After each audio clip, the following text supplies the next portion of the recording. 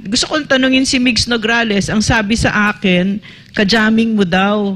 Nagko-cocaine ka din daw, Migs. Yun ang narinig kong kwento dito. Totoo ba yun? Ano, may karapatan akong tanungin yun na kasi public servant ka. Kaya ba ayaw mo magpa-follicle drug test? Pag-checkpoint nila, naabala lahat. Hindi lang taga Davao, pati taga Butuan, taga Caraga, taga Cotabato. Gawa ng, dito ho nila mismo nilagay sa bukana ng international airport. So, nagkaka-delay-delay. Yung iba naiiwanan ng aeroplano. Sa pambubuwisit lang nitong mga tauhan ng Philippine National Police, hindi naman ako naniniwala na si Torre lang may utos nito dahil sino pa naman si Torre? Ano lang siya, regional commander lang. Ako naniniwala ito, talagang may kumpas galing sa taas, no? O, pinakataas. Ang pinakamataas naman ay si Bongbong Marcos. At saka nakakahiya, no? Nakakahiya doon sa mga matitinong pulis sa buong Pilipinas. Imagine mo, nag-aral ka ng college, nagtapos ka para makapasok ka ng pulis. Hindi na ako kasi ngayon pwede yung second year college lang eh. Graduate ka ng baccalaureate degree. Karamihan dyan, criminologist pa. Pagkatapos, pa-uniformuhan mo ng, ng full battle gear, tapos ipapa-counterflow mo, pagkatapos, ipapa-jogging mo,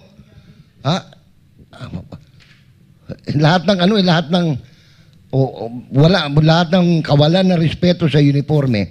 Dati-dati po kami dito, pag nakakita kami ng pulis, sumasaludo kami dahil tuwan-tuwa kami dahil nalinis ang Davao, naging matahimik. Ngayon, pag nakakita ang mga ordinaryong bata, lalo na yung mga estudyante, nanginginig sa takot. Kasi nga, yung dinaranas nilang pandarahas, kapareho niya, nakikita ninyo, sumasalubong sa traffic. Dito pa lang, tagapagpatupad ng batas, sumasalungat na sa batas. O, di ba? Anong pinapamulat natin sa tao? No, kaya, ito ay isang napakapangit na experience. Lalo pa, tinaon pa na Kadayawan, isang buwan na festival, imbis na i-welcome, natutuwa yung mga, ang dami kong bisita, may galing Amerika, may galing Thailand. Lahat sila, ang unang sinasabi nila, is there a war going on here? Ang hirap sagutin. Siguro, kinakailangan sabihin na natin, oo, meron. Nakikipagyera tayo sa mga tarantadong pulis. Unfortunately, naawa ko kasi ito, sila tiningnan ko lahat yung marking kahapon ng madaling araw habang nanonood kayo sa kanila. Ako naman, gabas ng gabas, no? Lagari ng lagari. Kasi siniswerto ko kung saan ba talagang unit. Sila ay galing sa Regional Mobile Force ng Region 11. Imagine mo, these are people, kumbaga sa Army, Rangers itong ito. They are trained sa kabukiran. Tapos pagjajagingin mo sa Philippine-Japan Friendship Highway, para mong tinatarantado. No? Pangit, no? Ito mo, nahihiya sila mismo, kasi nakausap ko yung iba kahapon. Nahihiya sila, kaya lang, sabi ko sa iyo, hanggang kailan nyo titiisin? Kasi mabuti lang hindi ako nagpulis Siguro makakapatay ako ng general. Pagka ngayon, uutusan ako ng general, gagaguhin ako. Baka mauna ko na siya ilibing. Pero Sir Jay, sabi nila, may naririnig tayong mga information na ito daw ay isang form of punishment sa mga kapulisan dito sa Davao. Yan, yung grupo na yan dahil nakapag-conduct po ang NBI dito ng matiwasay na pagsiserve ng alias warrant of arrest. Dapat silang mahiya. Kasi ang mga NBI, kaya naman ako, nung nanonood ako noon kasi naka-live kayo sabi ko, ito, isang pagpapakita kung paano ang proper way of serving a warrant of arrest. No? Kasi nga, professional, abogado, yung mga taga-NBI, criminologist, eksperto sa investigasyon. Pagpapadala ka rito ng SAP, ang eksperto nun, search and destroy. Talagang, kaya Antimano, ang ginawa nila nun, sumampa na lang bigla Kaya, Mr. Torre, kung gusto mong balik yung respeto, ako hindi naman naniniwala na lahat ng general kasing kasing brusko ni mangkulas eh, no? Naniniwala ko maraming dissenting opisyal ang PNP, kaya dapat sila ang mamagitan na. No, they should put sanity into the operations of the Philippine National Police. Because otherwise, pag nawala na yung respetong yan, sabi nga sa Tagalog, pag ang tiwala, ang pagtitiwala, pag nawala yung titiwala, disgrasya. Di ba? Kaya dapat hindi mawala yung titiwala, pagtitiwala. At gaano katotoo itong mga reports na natatanggap natin na naniningil na daw ang United States of America dahil kalahati doon sa kanilang itinalagang pabuya para mahuli ito si Pastor Apollo Kibuloy ay tila mo nakubra na yata. Again, Sir Jay, hindi po ito kinubra ng mga opisyalis sa baba. Ito po ay malamang sa malamang nakubra ng mga opisyalis na nasa taas.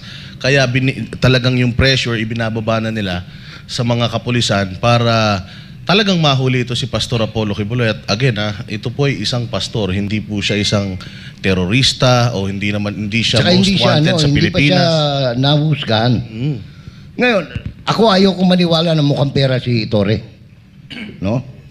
Kasi parang lumalabas kung totoo yan. Hindi mukhang pera na yung mga general, no?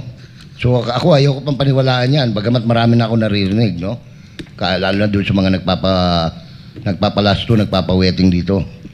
Ayaw kong paniwalaan. Alam mo naman ako, gusto kong maniwala yung nakikita ko mismo eh. Na tumatanggap sila eh.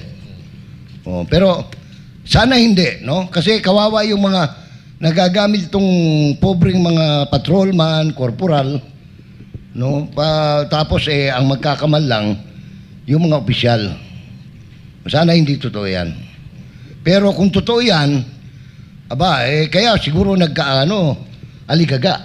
Ang tawag yata sa Tagalog yan. Aligaga po. Aligaga. Pressured sila.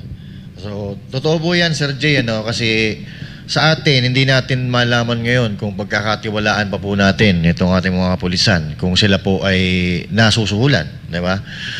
Kasi kami po ay 3 araw na nandito at napagmamasdan po namin yung mga kilos ng mga kapulisan dyan sa labas. At kami po ay nag-iikot-ikot na hindi po nila nakikita siguro. At talagang nakakabahala po katulad na lang itong pagja-jogging. Buti nga ho kaninang umaga ay hindi na po sila pa-jogging, palakad-lakad o patakbo-takbo dyan sa harap. Siguro nahiya na sila dahil marami pong nagbi-video or marami po kasi silang na aabala dyan. At nandyan po kami 2 umaga at nakikita po natin kung paano naaabala yung traffic flow. At para sa akin po mga kababayan, at doon sa nakakaawa itong mga junior officers natin kasi wala silang magawa kundi sumunod sa utos ng nakakataas sa kanila.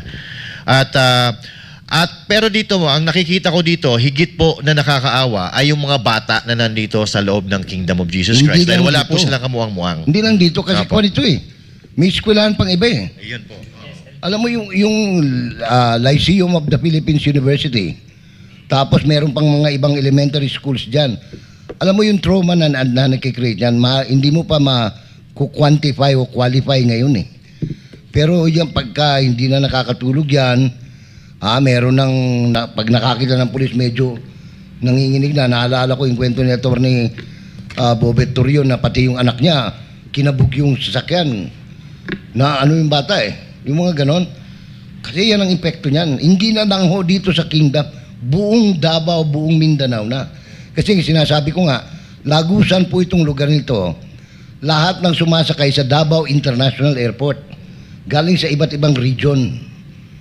No? Kaya apektado dito halos buong Pilipinas na Ngayon pag nakikita yan, isipin nila, kaya may mga lugar na outside of dito sa lugar na ito ganyan din, nag-checkpoint na lang ng basta-basta, Pampanga, Bulacan. Hindi na maganda yan, yung ginagawa ninyo. Kaya ito, Sir Jay, itong nangyayari ngayon sa KOJC, tsaka dito sa Davao, ito'y may epekto. At talagang, ito'y dapat sagutin na ni President Marcos kasi ito'y talagang bumabagsak sa kanya lahat. At merong balita na pressured na siya kasi hinahabol ito doon sa US election tong November. Kaya talagang panggagambala di umano dito sa KOJC at sa Davao. Dahil ito si Marcos ipine-pressure na at saka yung nabanggit kanina ni Boss Dada na 50% di umano ay bayad na yung reward money. So hindi na po pwedeng manahimik dito ang ating presidente. Kung ito hindi totoo or ito'y totoo, dapat sumagot siya.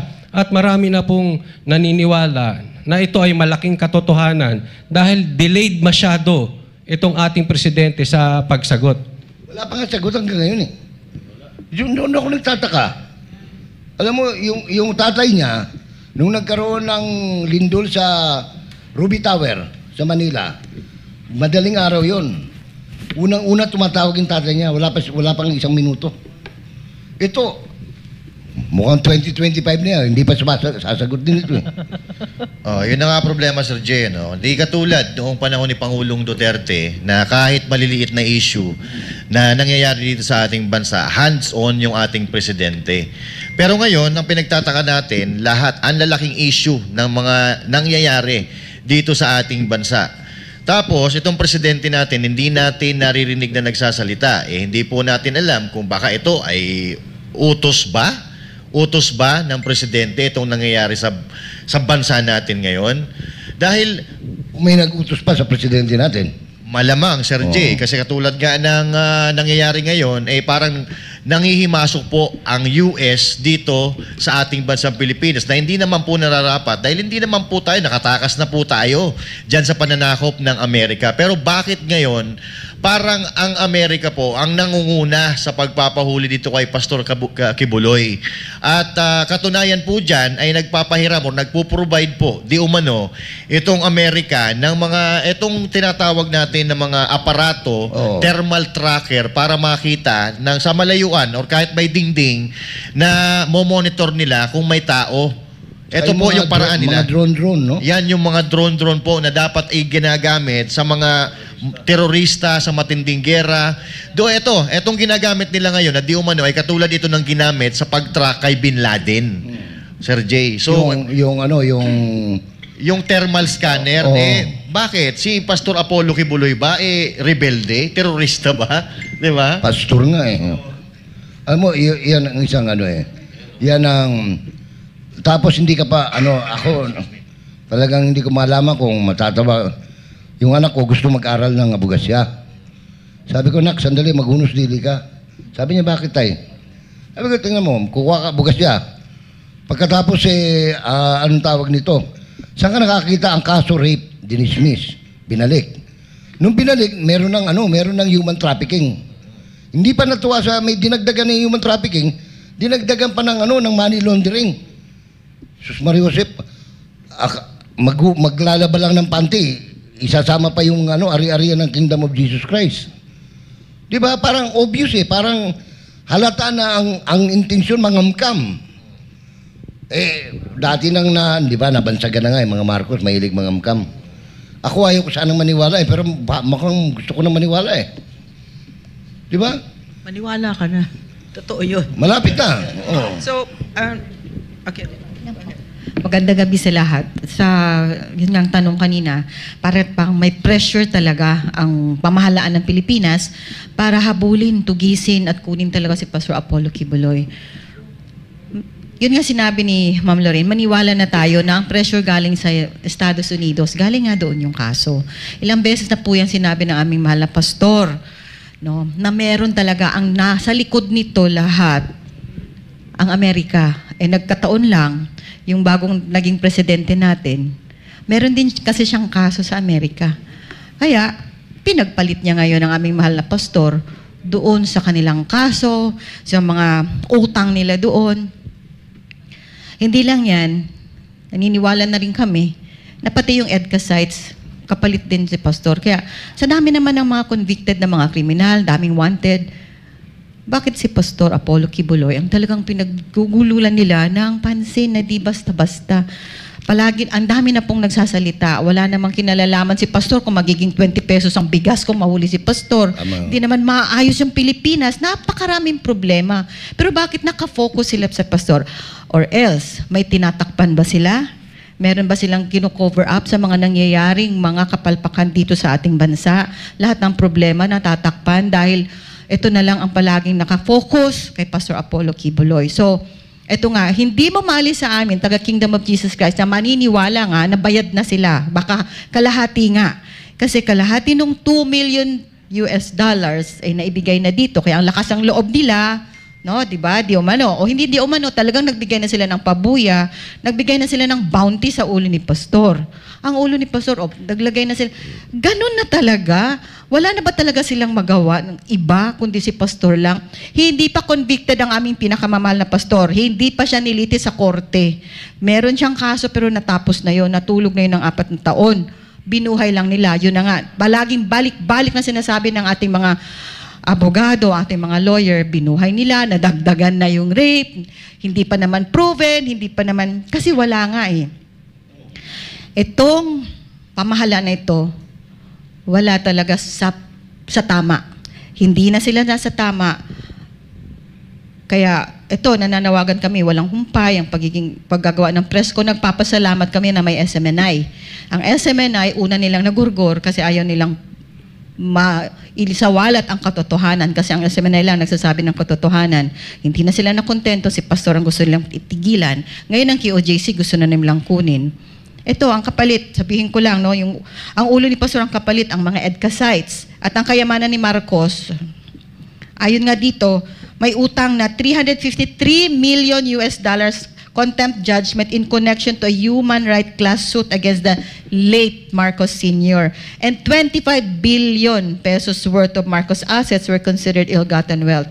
Kaya yun, ganun ang nangyari. Kaya kung magtataka tayo, although napakaraming ang problema sa ating bansa, pinagtutuunan talaga nila ng pansin, yung KOJC, lahat na lang ginagawa nila. Hindi na sila nakontento noong June 10 na paglusob, araw-araw nangaharas, araw-araw nananakot, araw-araw nagte-terrorize. Nung, I think, August, when was that? 8? I'm not sure, nung unang nag-jogging yung full battle gear na naman ng mga sundalo. We were not expecting that. Kasi nga devotional prayer namin yon. Hindi pa natapos yung prayer namin, eto na, anong iisipin mo? Isang tropa ng full battle gear, nakatakip ang mukha, patakbo papunta. So, balik na naman yung trauma, yung galit, yung puot, bumalik na naman sa bawat isa sa amin, nandun na naman kami sa gate. So, gusto nila, talagang ginugulo nila kami. Pero itong sasabihin namin sa inyo ha, ano man ang balak ninyo, kung meron pa kayong balak kasi hindi nga nyo tinitigilan si Pastor, mag-isip-isip kayo. Mag-isip-isip talaga kayo, yung namumuno, yung nasa pamahalaan.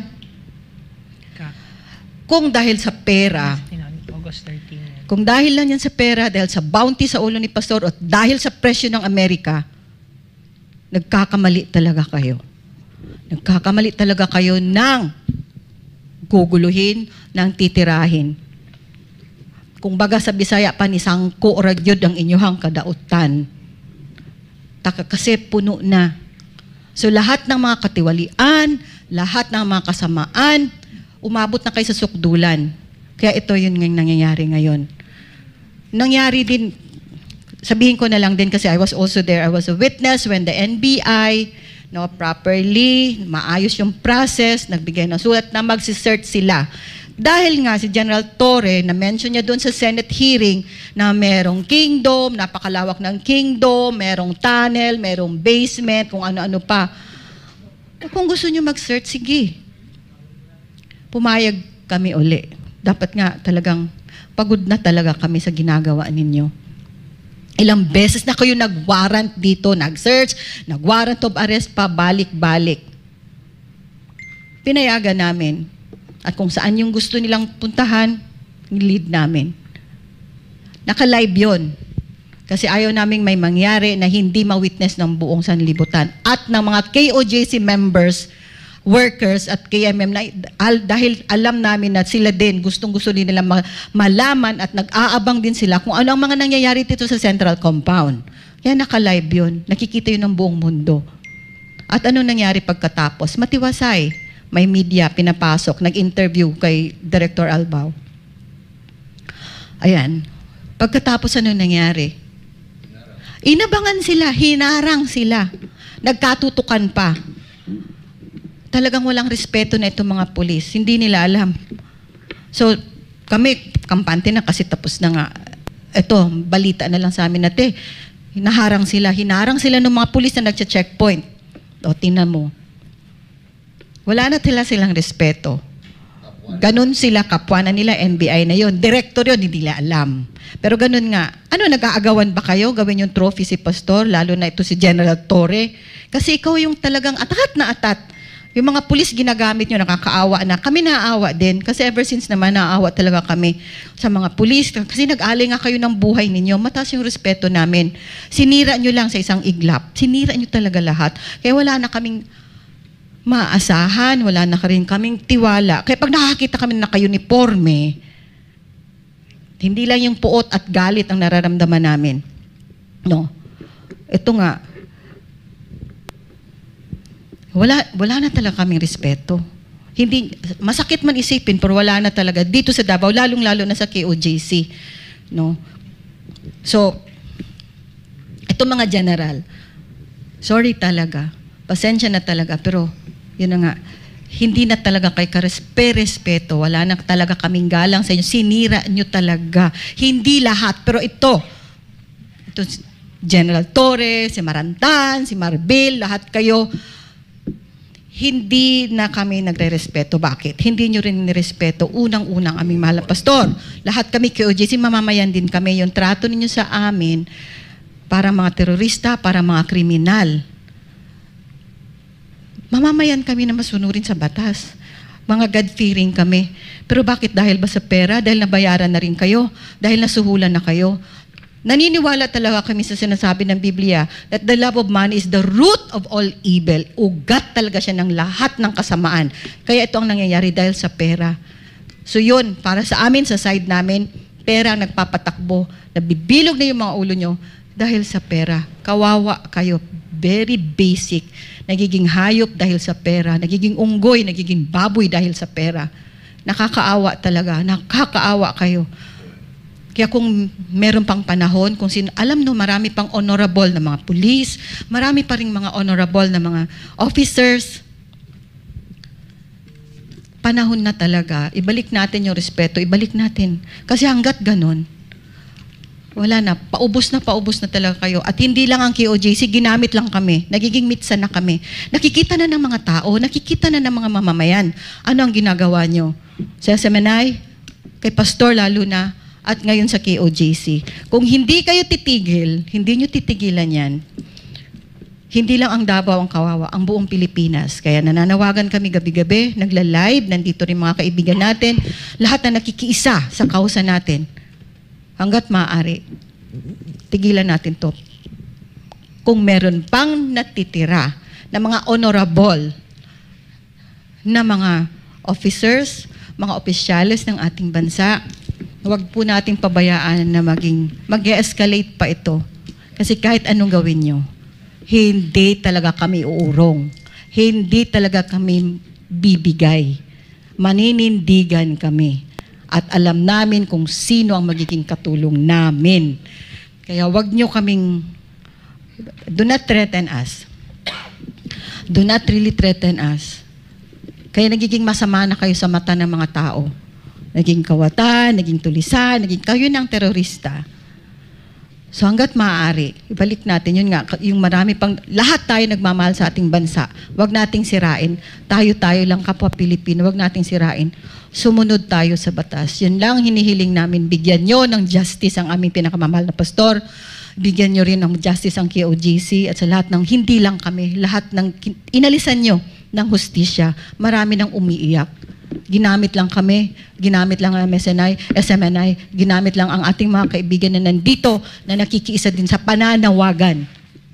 Tigilan nyo na yung mararahas dahil you will never win against us. This I tell you. Kahit ano pang gawin nyo. So wag nating sirain ang ating syudad, wag nating sirain ang ating bansa. Kung meron man yung nabayaran, sorry lang sa inyong lahat. Pero never at hindi kayo magtatagumpay ano man yung inutos sa inyo. You are fighting a losing battle. Wala kayong magagawa. And we will really, really stand because we know we are on the right. So yun lang. Kung ano pa man ang mga kaganapan, marami pa. Hindi lang sa QOJC, apektado na rin ang Pilipinas, yung ating mga leader na talagang nag-alay ng kanilang buhay para sa kabubuti ng ating bansa. Ito ngayon, sinisira nyo na. So, sa lahat ng ating mga kababayan, lahat din ng mga KOJC members at saka full-time miracle workers, alam natin na talagang ibibigay ng ating dakilang Ama ang katugumpayan at ang hustisya para sa ating pinakamamahal na pastor at para din sa lahat no, na talagang nasira na nila, inapakan na nila ang karapatan at lahat ng kasamaan, meron niyang kabayaran. There is always a payback time and evil will never win against the good. So yun ang stand ng KOJC, kaya kami nananawagan sa lahat na nakikinig, sa lahat ngayon, no? This is for not only for KOJC, but for Davao City and the whole country, the Philippines. You only have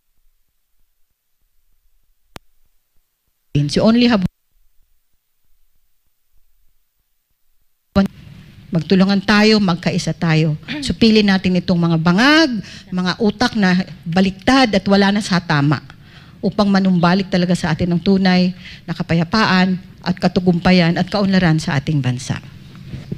Just want to stress the issue on the police presence dito sa labas ng compound because we know for the fact na the increase of police visibility is a measure of crime deterrence. Wala tayong problema dyan. It's just that while it is legal for you to do that, you have to consider na ang community kung saan kayo nagpipwesto ay paaralan. At hindi lang isang paaralan ang involved dyan. Hindi lang ang JMCFI. We have LPU and we also have public school institutions around.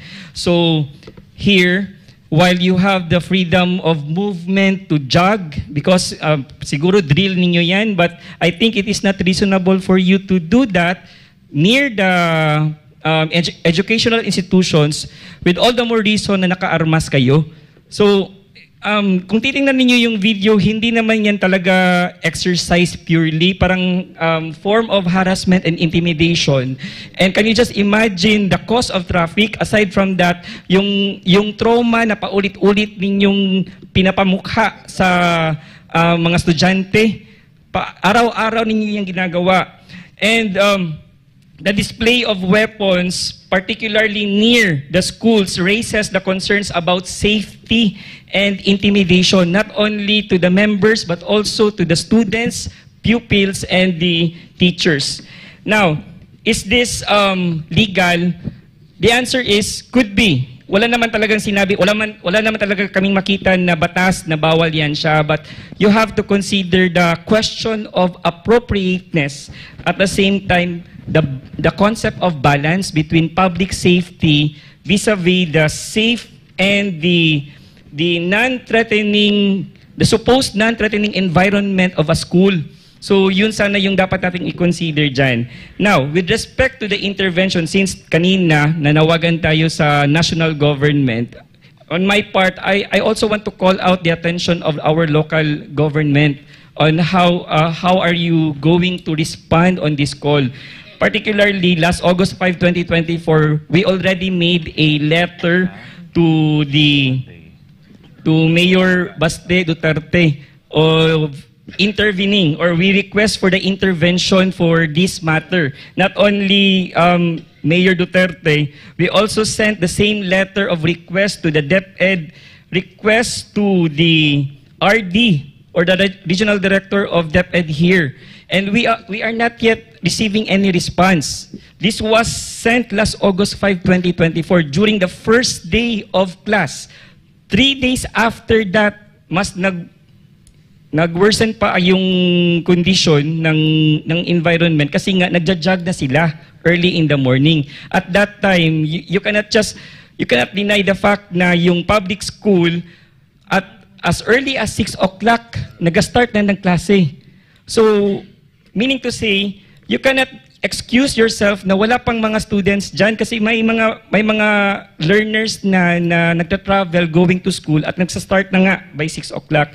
So, we are calling the attention of Mayor Duterte as well as the DepEd to help us on this matter. We have sent a letter and we are waiting for your response as to how will you intervene on this. We also sent the same letter to DepEd Secretary Angara to raise this matter of concern. Now, isa pa, just an update also, kasi we also filed a petition for rate of amparo through Dean Torion. And just a good news lang because unti-unti nang nagsisimula yung movement ng kaso before RTC 15. Although we cannot give the pure, the full details of it, but as to the status, unti-unti na siyang nag-move. Siguro, madagdag ko lang, kasi bakit bigla-bigla merong press con kayo rito, sabi ng yung mga nadadaanan ko sa syudad. Kasi nakatanggap po kami ng ulat, nalulusob na naman itong mga bata ni General Diwata, ni General Torre. Ngayon, mabuti naman, na timing naman kasi dumating si Vice President Sara, nakauwi dito sa Davao para ma-witness niya, at saka si Senator Bato, nandito na rin, Senator Go. Kaya, very timing. Kung itutuloy nila mamaya yung kanilang plano, bukod sa live tayo worldwide, makikita ng ating mga national leaders kung ano ang gagawin nila. Baka kaya hindi na sila nag-jogging kanina. Kasi nagko-conserve sila ng energy para paglusob dito? Or baka dahil alam nila nandiyan dyan sila Inday Sara. Kasi sabi nga nila, pag nandiyan ang pusa, magtatago ang daga. Ooh. Can I, Oo, pero Ako nandito na ba si Bay sa loob ng KOJC? Kasi nakita ko si Harry Roque, Spokes baka Roque. nandiyan dyan na. Naku, Pag nakikita ko yan, parang nakikita ko na rin si BC. Yes, Sir Jay. Kasama din natin ngayong gabi as a panel humabol po sa ating press conference ang dating tagapagsalita ng Palasyo, si Attorney Harry Roque. Good evening, Attorney Harry. Thank you for joining us. Magandang gabi po, Ako po ay kabahagi ng pamilya ng SMNI. At ako po ay nalulungkot sa mga pangyayari sa SMNI dahil ito po ay refleksyon kung ano pong katarungan meron tayo ngayon sa bayang Pilipinas. Para pong binaliwala nila ang ating mga karapatan sa ating Bill of Rights at para bagang yang mga karapatan na nakasaad sa saligang batas ay dekorasyon lamang sa papel. Malinaw naman po kung anong mga proseso na dapat ginagawa kapag nagsuserve ng warrant of arrest. Yan po ay malinaw na malinaw doon sa tinatawag nating rules of court. Pero ang nakasaad po sa saligang batas talagang ang karapatan ng taong bayan para magkaroon ng seguridad sa kanilang pagkatao, sa kanilang mga papeles at sa kanilang mga lugar at tahanan ay hindi po dapat nalalabag except kung order ng isang judge. Matapos po i-describe with particularity ang mga bagay na kukunin o di naman kaya ang taong aarestuhin. Sangayon po dito sa karapatan nito, sinasabi talaga kung paano isi-serve ang warrant of arrest. Ito po ay dapat sa araw lamang at dapat makuha po sa matinong pagkatok sa pintuan. Wala pong nakasaad doon na kinakailangan lusubin ng compound para sa isang arrest warrant. At wala pong nakasaad doon na paulit-ulit dapat gagawin yan. So habang nangyayari po ang mga pangyayari dito sa SMNI, talaga naman pong winawarak at winawasak nila ang karapatang pantao, binabaliwala ang Bills of Rights. At ang talagang nakakabahala po yan, dahil kung nagagawa po ito sa isang simbahan gaya ng KOJC, po pwede mangyari po yan sa mga ordinaryong mamamayan. Isa pang nakakabahala po is ang pag-ulit ng kasaysayan sa panahon ng Marcos Sr. at Marcos Jr. Talaga naman pong ginigipit ang lahat ng kritiko. At ang SMNI nagbabayad dahil sa mga katanungan nila tungkol sa mga bagay-bagay na nakakaapekto sa pang-araw-araw buhay ng ating mga mamamayan. Ang diferensya lang po, si Marcos Sr. kinilala niya yung kanya mga sinusupil bilang kalabang politikal. Ang Marcos Jr. po, kinakasuhan ng ordinaryong mga krimen para palabasin na kriminal ang kanilang mga kalaban. Mabuti na lang po may sapat na katalinuhan ng ating mga kababayan na nakikita nila ng bagamat ginagamitan ng mga ordinaryong krimen, ang mga kritiko, political pa rin ang dahilan. Lahat po kaming mga kritiko, lahat po kami po pwedeng kasuhan mga kasong kriminal na ordinaryong kriminal at ang gusto pa nilang ikaso ay yung wala pong bail. Ako po, nagsalita na po ang PAOK na maski wala pong ebidensya laban sa akin, wala pong kahit anong ebidensya na naglilink sa akin sa Pogo, ako daw po ay kakasuhan ng qualified human trafficking na gaya ng kaso ni Pastor Rocky Buloy ay non-bailable. So ako po ay nag-aantay lang ng takdang panahon para maging susunod na biktima. Pero hindi po tayo magpapasupil. Kasi kung tayo po yung magpapasupil, hahayaan nating manaig ang puwerso ng kadiliman. Talagang kinakailangan magsakripisyo. Pero ganyan po talaga anyo ng karapatan. Kung hindi po paninindigan, talagang yuyurakan. So ako po'y kaisa ng SMNI sa paninindigan na dapat manaig ang tunay na katarungan at dapat ipaglaban po ang karapatan, kasama na po dyan ang karapatan ng malayang pananampalataya na linalabag po kapag yinuyurakan ang mga lugar kung saan nananampalataya ang isang simbahan. Nananawagan po ako sa buong sambayanang Pilipinas kung papayag po tayo na ang karapatan ng ilan ay malalabag. Ibig sabihin po niyan, ang karapatan ng halos lahat po pwede rin labagin. Unfortunately, ang hindi natin nalaman ay yung pagiging diktadorya pala ay parang nasa dugo. Kaya kinakailangan po manindigan. Yun lang po. At karangalan ko po na makasama kayo ngayong gabi. At ako po, gaya ng 110 million Filipinos ay naniniwala na bilang isang kaisa-isang Kristiyanong bansa sa Asia, mananaig po ang kabutihan laban sa kasamaan. Maraming salamat, Attorney Harry Roque. Spokesperson akong idadagdag kasi sinabi mo may pagkakaiba yung mag-amang Marcos, di ba? Meron pang isang malaking pagkakaiba. Although magkahalintulad sila sa pagiging diktador at saka yung ganid sa kapangyarihan at sa pera na gustong i-sequester ito, di ba? Mag-ama na mag-ama talaga itong mga Marcos na ito at wag nating kakalimutan yan. Okay, so pero may isang pagkakaiba sila. Walang binintang na cocaine addict si Ferdinand Marcos Sr. Pero itong Junior, yan yung ibinibintang sa kanya at hindi niya hinaharap yan. At para sa akin, dahil siguro doktor ako, o kahit di ka siguro doktor, dapat alam mo kung ano ang cocaine addict. Nakakagimbal ang nakikita natin ngayon. Malagim ang Bongbong Marcos presidency. At ako lagi ko nakokonekta ko lahat yan sa pagkalulong niya sa cocaine na hindi naman niya dinideny at ayaw niya na magpa-drug test, no? Talagang wala siyang iniiwasan niya at wala siyang salita tungkol diyan. May tanong lang ako kay Spokes, ano ba 'yon?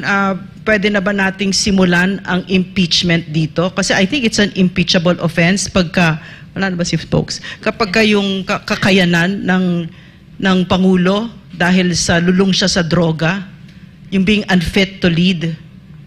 Naniniwala po ako at naninindigan na ang paggamit ng pinagbabawal na droga ay impeachable. Ito po ay betrayal of public trust, pagtaksil sa tiwala na ibinigay ng taong bayan sa isang opisyales. Ang ehekutibo po ang tagapagpatupad ng mga batas. Ibig sabihin po niyan, siya dapat ang nangunguna sa krusada laban sa pinagbabawal na droga at hindi dapat gumagamit. Hindi pa po tayo sigurado na siya'y gumagamit. Pero nakapagtataka po, bagamat nandiyan na ang mga ebidensya, meron pong video evidence, merong testimonial evidence si Cathy Binag, nakakabingi po ang katahimikan ng ating presidente. At ngayon po, kaya po ako pinupuntiryan ng Malacanang, ako po ang pinagbibintangan na ako daw ang source ng video. Kaya ang order ni Speaker Romualdez, gurgurin yan si Harry Roque sa kamera. Alam niyo po, unang-una, si Maharlika po ay kasama ninyo dati. Siya po ang pinaka-loyal sa lahat ng loyalist. Nagtataka pa ba kayo na makakakuha siya ng mga ebidensya na dapat manggaling lamang sa napakalapit sa inyo? Eh siya po ang number 1 loyalist ninyo. Ako po, wala akong kakilalang loyalist sa totoo lang. Dahil ako po, hinayaan kong mabudol ang aking sarili dahil ako po nais kong paniwalaan na ang kasalanan ng ama ay hindi kasalanan ng anak. Pero tayo po'y nabigo. Talagang meron palang genetics dyan pagdating sa leadership qualities, sa pagiging diktadora at sa pagiging gahaman sa kapangyarihan at sa salapi. Nagsisisi na po tayo pero narariyan na yan. Kaya nga po ang panawagan natin, kinakailangan magkaroon po ng accountability.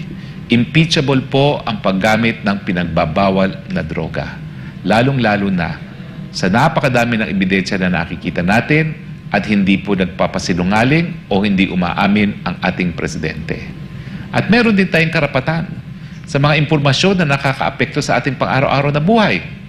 At syempre po, yung impormasyon tungkol sa paggamit ng pinagbabawal na droga dahil yan ay nakakaapekto sa desisyon kung siya ay makikipaggera sa isang gera na hindi niya papapanalo at nakakaapekto sa paggawa ng desisyon kung paano harapin ang problema ng walang tigil na taas na presyo ng bilihin, kakulangan ng trabaho at mababang sweldo, meron po tayong karapatan na malaman ang katotohanan. So panawagan ko, Mr. President, panahon na pong magsalita kayo. At kung pasisinungalingan niyo po yan, talagang ang pinakamabuting pamamaraan ay hindi lamang po sa pagsasalita, mag-hair follicle test na po tayo. Ginawa niyo namang minsan nung eleksyon na kumuha kayo ng urine test. Ang problema lang po sa urine test, at buti na lang si Dr. Lorraine Badoy, panandalian lang po, nawawala na ng trace. Kaya importante po, yung hair follicle test nang walang kaduda-duda ang resulta. Hinimo ko po ang lahat ng opisyales, kasama na po ang VP Sara. Because after all, ang kanyang kapatid ang naghain ng panukalang batas na nagsasabi na kinakailangan magkaroon ng mandatory hair follicle test sa mga taong gobyerno. So they should lead by example at tinanggap naman po ang hamon. Kayo, Mr. President, kung wala po kayong tinatago, bakit hindi kayo sumabay na kay VP Sara nang matigil na itong usapin ng di umano'y paggamit ninyo ng pinagbabawal na droga? Hindi po ito opsyon sa inyo dahil ang taong bayan po may karapatan sa impormasyon pag ito po ay ukol sa inyong estado ng pag-iisip na makakaapekto lalong-lalo na sa issue kung mabubuhay o mamamatay ang sambayanang Pilipino. Alam mo, Spokes, dadagdagan ko lang yun, para maging transparent, no? Ito, sa ngalan ng SMNI, kung sakali magdesisyon siya bukas, o kaya ngayon, na hair follicle test. Kasi ito, ino-offer din natin kay Vice President Duterte na live i-cover yan ng SMNI. Para walang masabi ang tao na, hindi, magpapalusot lang yan. Katulad noon, bigla na lang dumating yung doktor ng St. Luke's. Sinabi, okay na. Ngayon, para walang duda, gawin niya yan public, i-cover natin live. Sukdo lang, abutin pa yan ng 3 araw. Oh. Maganda siguro, isama na rin yung ibang mainstream na tahimik ngayon. Kasi sila'y napakatahimik pagdating dito sa usapin ng cocaine na ito. Kaya nga nagtataka tayo. So, mas maganda. Mas marami live. Open, no? Oo, kasi kung talaga namang wala kang kinakatakutan, bakit hindi... Actually, dapat nga, mag-suggest pa presidente kung pwede gawin nilang buwan-buwan eh. Diba? Ipakita. Ito na yung pagkakataon ng presidente na kasi kung talagang hindi siya gumagamit. Ipagtanggol ang kanyang sarili. Correct. At ipakita sa taong bayan, hindi ako gumagamit at ito ay matapang kong haharapin. Pagkakataon mo na yan, President Marcos. Pwede ko bang gawin pang mas maliwanag kay a cocaine addict does not belong in Malacanang. A cocaine addict needs professional help. A cocaine addict has no business running a country. A cocaine addict has to focus on his recovery. A cocaine addict has no business trying to manage the lives of 110 million Filipinos because he himself cannot manage his own life. So hindi maliit na bagay ang cocaine addiction, Mr. President, kung sakaling meron kang ganyan. Kasi ang buong cognitive functions mo, lahat yan wasak. Pag-iisip mo, judgment mo, your memory, your learning ability, your perception, you can really destroy our country, and in fact that is what you are doing. And even your cardiovascular is affected. Mahina ang puso ng nagko-cocaine, no? Even the renal system, the gastrointestinal system, everything is affected. Therefore, we saw it in President Duterte. Every day, you make hundreds of decisions that will affect the lives of Filipinos, and a cocaine addict is in no position to make decisions even for himself. He has to really recover, get out of the corridors of power where you cannot harm anybody, and just concentrate on your recovery. Ma'am Lorraine, dagdagan ko rin lang. Kasi ang presidente po, yan po ang ama ng bansang Pilipinas So paano mo malilid? Halimbawa nga, nakakita ka na ba ng isang ama na lulong? Kahit yung kanyang pamilya, hindi niya mapangalagaan ng maayos. Paano pa kaya yung buong Pilipinas? Hindi po biro yun. Kaya nga, dapat para makuha ang confidence ng mga Pilipino, salubungin niya yung hamon. At kaya nga tuwang-tuwa kami kay VP Sara. Isipin mo, ilang araw pa lang yung panawagan kay VP Sara, sumagot agad sa hamon. Yun ang maganda sa kanya nakikinig. Yan po ang kailangan ng ating bansa. Ang mga politiko na nakikinig, hindi yung nagbibingi-bingihan o bingi sa talagang problema ng ating bayan. At isipin mo, babae at Vice President, siguro naman maninindigan na dito ang ating Presidente at patunayan mismo sa bayan. Mas maganda pa nga kung sabay sila i-cover ng SMNI. Diba? Correct. At Coach Oli, ito yung masasabi natin na mas may bayag pa itong Vice President kaysa dun sa lalaki. So ito na po ang pagkakataon para ibandera ninyo yung mga resulta ng inyong hair follicle test. Ito na ang pagkakataon para patunayan ninyo yung na malinis po kayo, wala po kayong bahid ng droga sa katawan. Kasi katulad ng sinasabi kanina ni Coach Oli, wala pong matino na isang padre de pamilya ang makakaisip or makakagawa ng maganda sa isang pamilya. Dahil po ito po, ang droga, ang epekto po nito ay talagang matutuyo ang utak ninyo. At meron nga po dyan, marami tayong napapanood na balita na ama, ginagahasa yung anak na 5 taong gulang. Binata, ginahasa yung kanyang lola na 70 na taong gulang. So yan po ang ilan lamang sa mga epekto ng pagdodroga. Kaya yung mga taong bayan, tayong mga Pilipino, tayo po ay nag-aalala dahil dito sa ibinibintang sa ating presidente. So ngayon, ito na po ang pagkakataon para ipakita sa taong bayan na kayo po ay malinis, ibandera ninyo sa buong Pilipinas o sa buong mundo ang resulta na negatibo. Pero kung positibo, diyan po tayo magkakaproblema. Alam mo, pinapakinggan ko si Doktora, tsaka si Coach Oli. Hindi kaya ito ang dahilan kung bakit nagkakaroon ng mga excessive na yung raid na gano'n na uncalled for. Hindi kaya ito, desisyon ng isang bangag? Yes. Jay, pwede bang pasingit nun Yung using yung metaphor na ginamit ni Coach Oli, yung ama, na isang pamilya, ang daluyan ng evil sa isang pamilya ay isang family member na drug addict. Pag meron kayong isang miyembro, lalo na kapag tatay ay drug addict, ang pamilya mo mawawasak yan. In the same manner, a president who is under the grip of a substance abuse order will be the portal of evil in a country such as what we are witnessing now. Itong malagim na nakikita natin sa KOJC at yung panggigipit kay pastor, malagim ito nakikita natin. Ang taong nasa tamang lugar, pag tamang presidente kasi pupunta ka dito, sasabihin mo, Torre, Marantan, stop it. May constitutional rights ang mga tao dito. Tumigil kayo kapag kagayan. Pero kapag ikaw cocaine addict na president, ito yung nakikita natin sa bansa natin ngayon. Hayagang pagnanakaw, yun nandito na excessive force na parang martial law. Yun, daluyan ng evil ang isang pangulo under the grip of a cocaine addiction. Walang mangyayaring maganda sa bansa natin.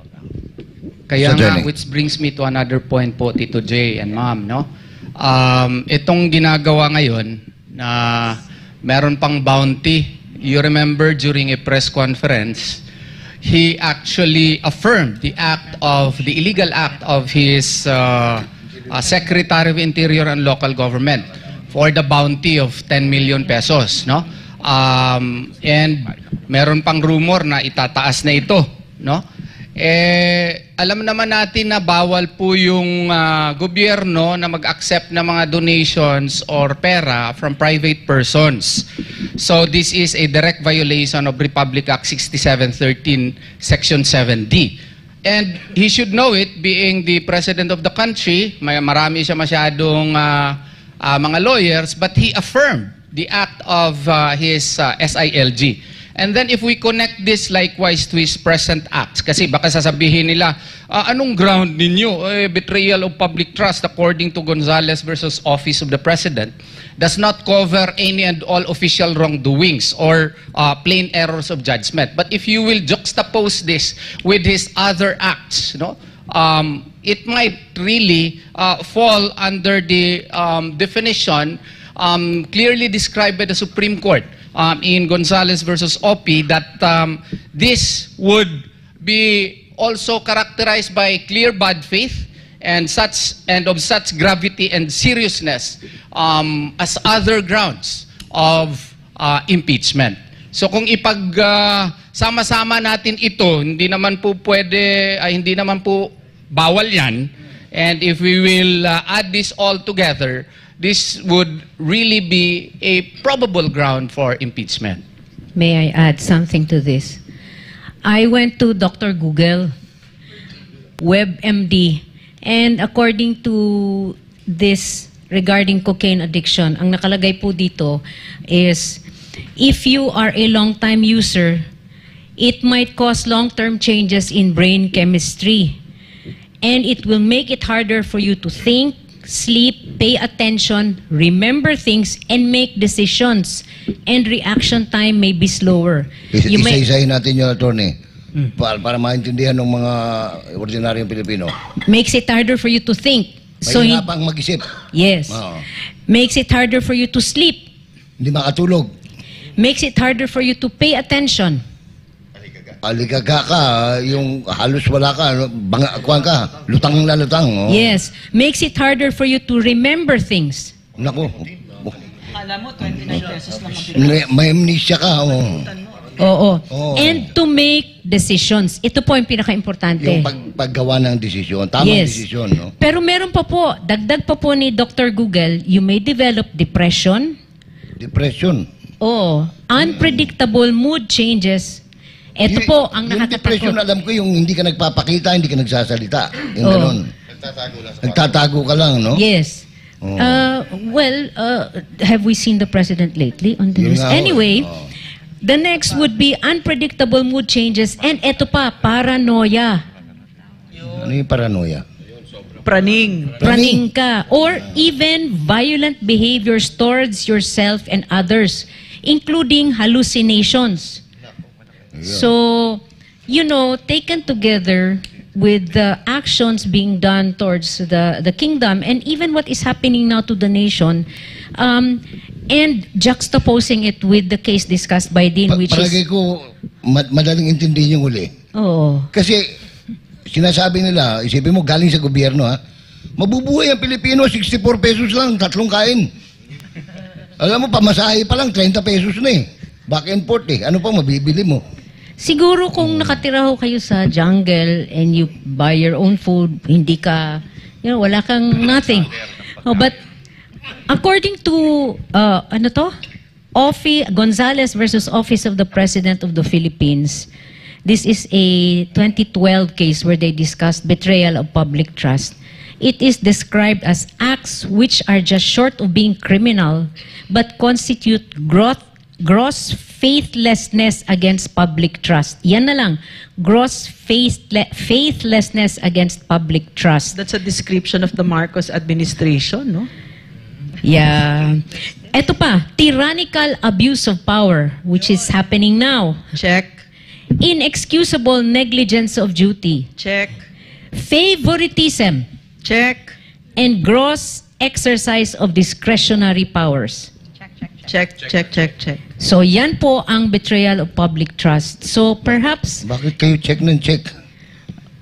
Kasi sinabi niya, yung Pogo, wala na lahat yan eh. Pero may pigo na. O may IGL. Okay. Saka may 12. Tapos may M12, may exemption pa. Oh, merong 12 disipulo na hindi kasama. Tapos i-link mo pa yon sa freeze orders ngayon na pinail na doon sa Court of Appeals. Oo. Eh kung basahin mo doon yung petition po, hindi lang tayo masyado mag-deal doon sa facts talaga. Pero parang walang linkage. Walang overt acts man lang Walang na sinabi. kinalaman. Oo. Pati SMNI, lahat ng mga sweldo ng mga empleyado natin, kawawa. Pasensya muna tayong lahat, ha? Oo. Maski na hindi na-describe masyado. At saka yung at least probable cause na involved sila. Kasi dadalawang affidavits lang. Uy, wala kami ni rape, ha? Oo nga eh. Para malinaw. Tapos ini-involve kami, kung magkano yung kita nila, at saka paano na link yung SMNI doon, yung yung Children's Joy Foundation, di ko makita talaga. Oo. Pero, sino ang nag-utos na mag-file nito? Yun din. That's, if we connect that also to the betrayal of public trust that we are just discussing. Tama. Alam nyo, maiba lang tayo. No? Merong congressman dito dati, para malaman natin paano ba yung papapile ng ano tawag yan? Hindi, maiba lang tayo. Oo. Kasi alam mo naman, ang tagal ko nagturo ng international law, no? Alam mo talagang itong mga Amerikano, mahilig sa shortcut. Alam mo ba, sila lang bansa sa buong daigdig na nagsasabi na okay lang mangidnap para malitis sa Amerika. Dito lang sa Amerika may ganyang jurisprudence. At sila rin nagpauso ng rendition na dahil may mga impormasyon silang kinakailangan, bawal manorture sa kanilang bayan, dadali nila sa lugar na hindi sa Amerika, pero kung saan po pwede mag-torture. Yung nga yung tinatawag na rendition. Pero ang mga Amerikano po talaga, nakakahiya. Being the bastion of supposedly democracy, sila lang ang merong desisyon, ang Korte Suprema, na walang diferensya ang kidnapping, basta bibigyan sila ng patas na trial sa hukuman. Diba yan ay kalokohan? Yan ay kinontra ng Constitutional Court ng South Africa na nagsabi na hindi mo po pwede iwasto ang pagkakamali sa paggagawa ng isa na namang pagkakamali. At kung dahil ang kidnapping ay labag sa karapatang pantao, hindi mo po pwedeng gawing sagot yan para magbigay katarungan sa isang krimen. Pero yan po ay gawain ng Amerika. At yan pong gusto nilang gawin ata kay Pastor Kibuloy. Meron naman tayo extradition treaty. Alam mo ba yung desisyon ng Korte Suprema na nagsasabing walang mali sa kidnapping? May isang exception. Kapag merong extradition treaty. Kasi nga naman, kapag may extradition treaty, hindi na kinakailangang mangidnap. Daanin sa proseso. Dahil yan naman ay tratado. Pero nakapagtataka, ang Amerika, pwede naman silang humingi ng extradition. Napakadali naman ng prosesong yan ayon sa treaty. Pero nagpipilit sila na parang gusto nilang ikidnap. Hindi mo mahihiwala yan dun sa bounty na binibigay nila kay paghuli kay Pastor, dead or alive, at mantakin mo mas mataas pa kapag patay na.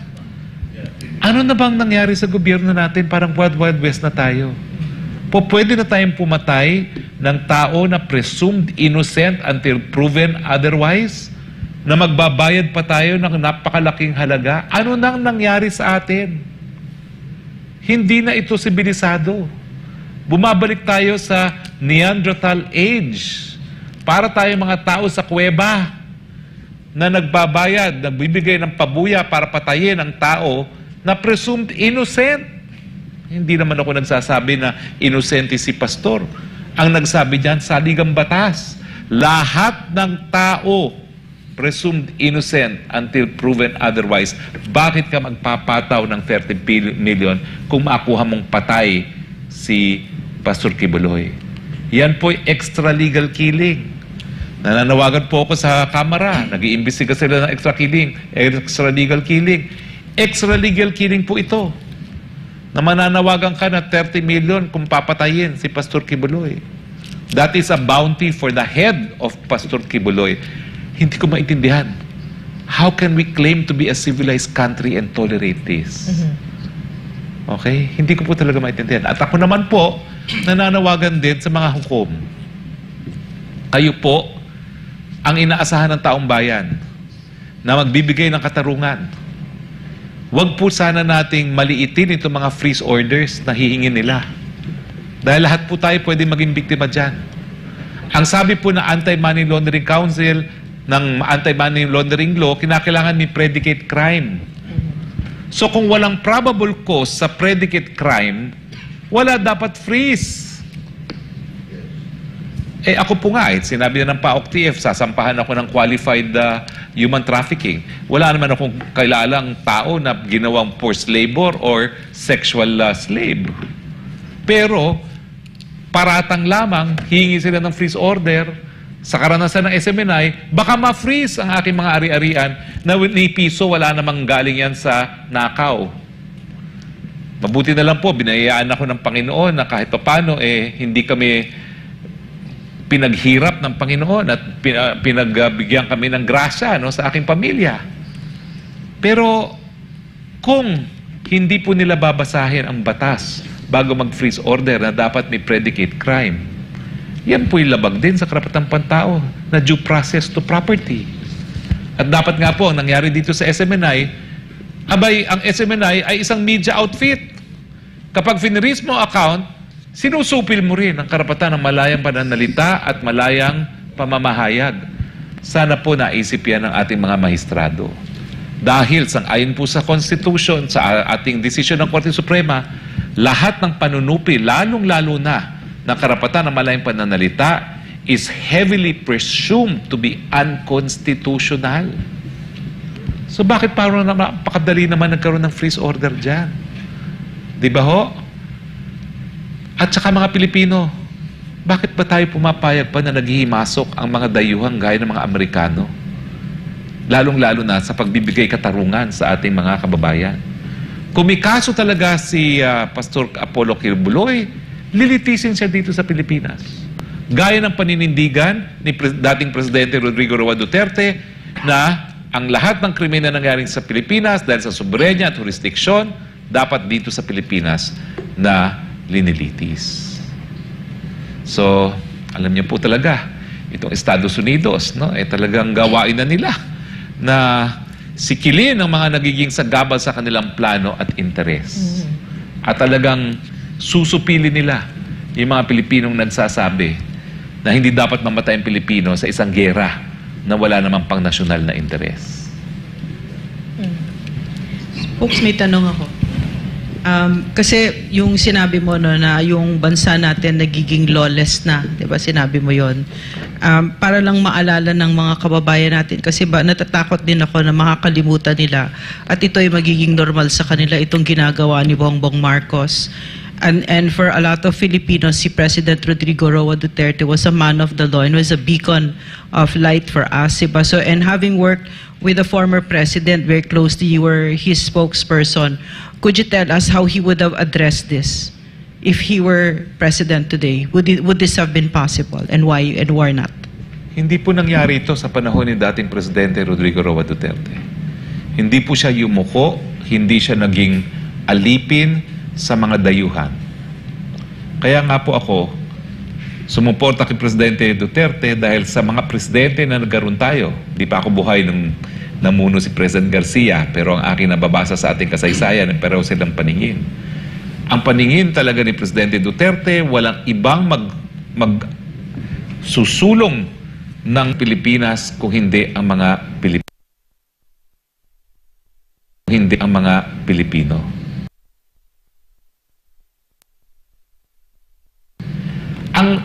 Presidente Duterte kasi, abogado. So alam niya na ang pinaka-importanting karapatan ay yung right to due process. No person shall be deprived of life, liberty, or property without due process of law. Dapat madinig bago pagkaita ng buhay, ng kalayaan, o ng propiedad. So yan po yung ginalang niya. Batuhin nyo ng kahit anong pang punayan, pero dahil siya ay piskal, ang trabaho ng piskal ay ipatupad ang ating batas na kriminal.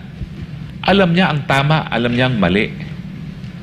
Kaya nga po, naniniwala ako na bagamat hindi siya requirement sa pagiging presidente, pag abogado ka, at least alam mong batas na pinapatupad mo.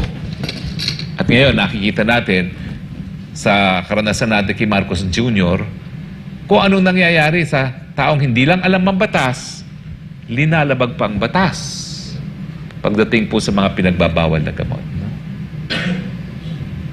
Yes, Carla? Dagdag lang, totoo yung sinabi ni Atty. Harry Roque, no? Ang Kingdom of Jesus Christ, 40 years na po kami. Hindi po kami naka-experience ng ganito for the past years, for the past administration po. Ngayon lang po, yung panggigipit, pangharas, lahat ng mga injustices, ginagawan po kami ng kaso, ang aming malapaso, ginagawan po ng kaso na wala naman pong mga basihan. Hindi po terorista, hindi po kriminal, pinunilagyan po ng 10 million bounty. At kung mapatay, tinasan pa 30 million po. So yung mga kapulisan ngayon, mga opisyal sa kapulisan, nag-uunahan. Itong si Manong Torre, si Marantan, nag-uunahan sila.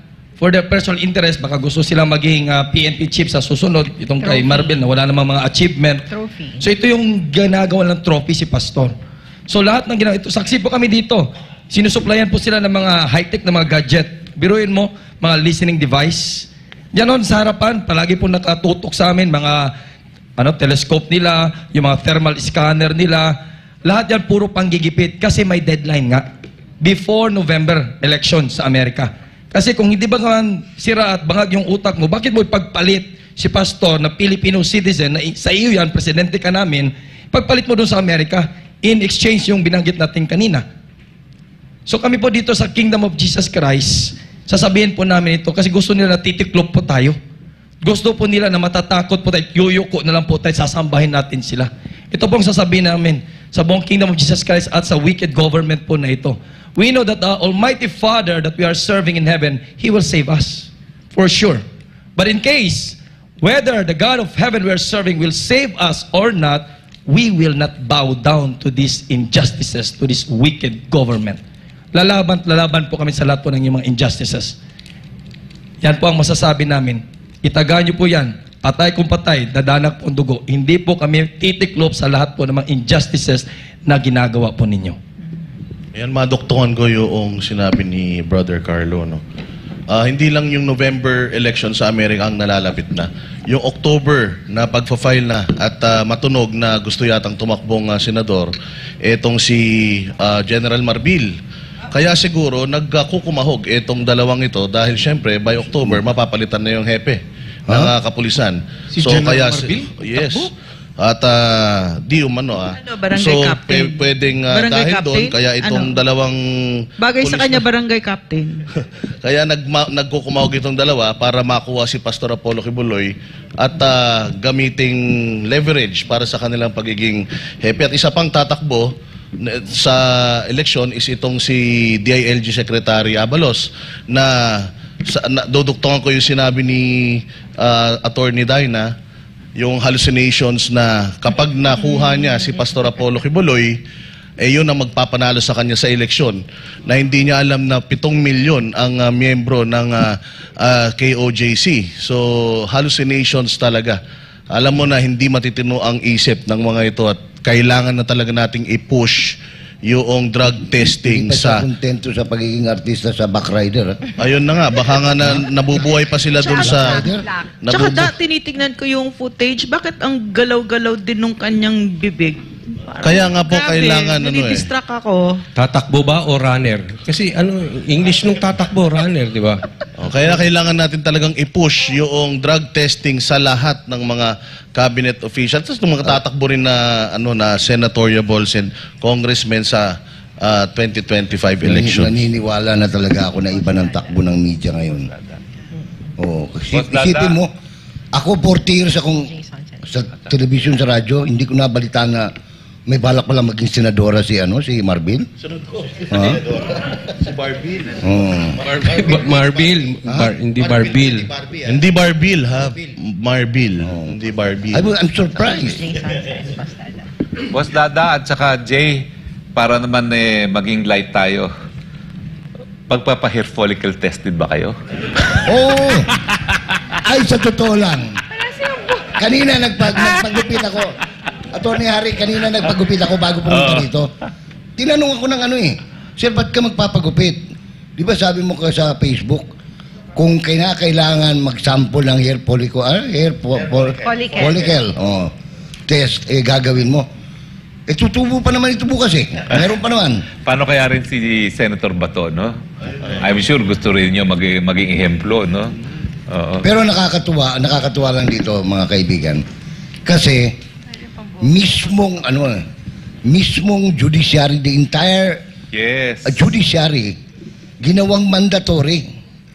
Kaya kung sino man yung mga matatalinong congressman na sinasabing unconstitutional ito, no? Sus Maria Josep, takot lang siguro, no? Jay, yung sinasabi mo yung young goons, 'di ba, na ayaw nilang, sinabi nila na unconstitutional daw yung bill ni Congressman Polong, kasi narinig ko ay talaga? Kailangan tignan natin yan. Migs Nograles, Congresswoman, di ba sinasabi mo parati, legislator ako, blah, blah, blah. Magpa-drug test ka, no? Kasi yun yung dinig namin Tsaka tingin ko, it doesn't make any sense kasi if you're not hiding anything, no?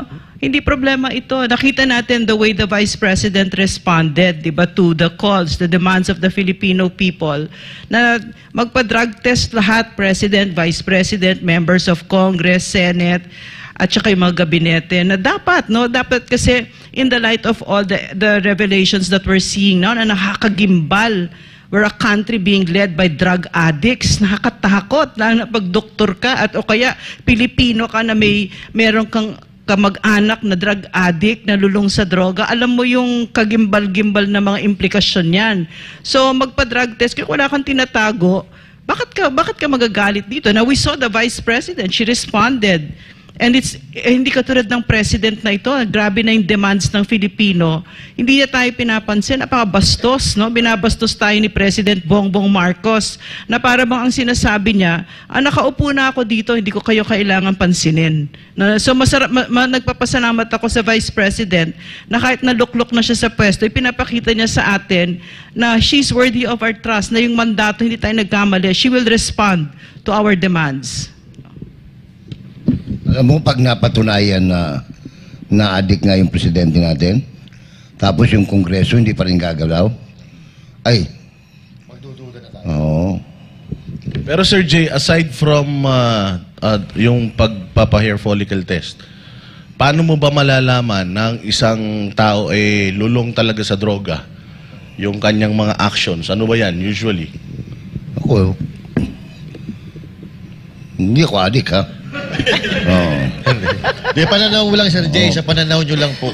Pero ang alam ko, yun nga, binanggit na lahat ni Attorney Daina Yung magpa-jogging ka ng naka-full battle gear. Yun, number 1 yun. Okay. Kasi pag nagdesisyon ka na, para ka na siraulo, gagawin mo siraulo yung mga pulis mo, talagang addict na yun. Counterflow pa. Oo, counterflow pa. Parang laboratorio nga talaga itong KOJC ngayon na dapat tignan ito ng ating mga kababayan. Kasi dito mo makikita yung mga nasa likod ng panggigipit sa KOJC, mukhang nakadroga yata to mga ito, no? Kasi you will really have to look past these generals, itong mga pulpul na mga generals na ito, na hindi talaga, tsumachamba lang sa pag-search kay Pastor. And you'll have to see the President, na siya mismo ang utak dito, di ba? Ano bang klaseng utak yan? Kung nagko-cocaine ka, ang utak na yan ay parang, ano na lang yan, parang yung tostado na burnt toast, no? Wala nang, hindi na umaandar ng maayos yun. So yung magpapajogging ka na naka-full battle gear, ano yun, it's a reflection talaga of why did it embolden people like Torre and Marantan to be heavy-handed and to give ridiculous orders, di ba? Because the president himself is ridiculous. No, wala nang sa tamang pag-iisip at na-embolden sila, no? Yung pag-serve ng warrant of arrest sa lahat ng properties with excessive force ng 3 batalyon. Biro nyo yon? Isang warrant of arrest. It all really comes together. Kaya nga tinitingnan na it's all very consistent with yung expose ni Cathy Binag, no, na ayaw talaga nila ma-mention si Cathy Binag, nag-news blackout kay Cathy Binag kasi alam nila totoo siguro yung sinasabi ni Cathy, no, na talagang yung revelations niya and very damning yung kanyang revelations na hindi pinapansin ng media, nakakatawa din ng media ngayon. Imagine, a sitting president, eyewitness, no? Akong presidente, tapos sasabihan ng isang babaeng gano'n na adik o nagpupulbron, didimanda ko kagad yung kinabukasan. Pero wala hanggang ngayon, no? Tama. Hindi lang. Sabi din ni Cathy Binag na ang First Lady ay nag-offer sa kanya, hindi lang nag-offer sa kanya, nagtumutulak din ng drugs sa anak ng may iba, no? Anak ng may ibang anak, no? So, very serious allegations. Iniimbestigahan pa ni Secretary Abalos yung tenga kasi wala pa masyadong kuha eh. That's another ridiculous talaga yung pag-authenticate gamit ang tenga, 'di ba? Parang nagbibiro ba 'to, 'di ba? So, isa pang trait ng drug addict, no. Yung lulong sa droga. Yung akala mo marami kang naloloko, akala mo smooth ka. Pero actually alam na lahat ng tao na palyado yung sinasabi mo, katulad nung the biggest drug haul bust daw, etc., na lahat naman ng tao, alam mo, ano mang kalokohan ito?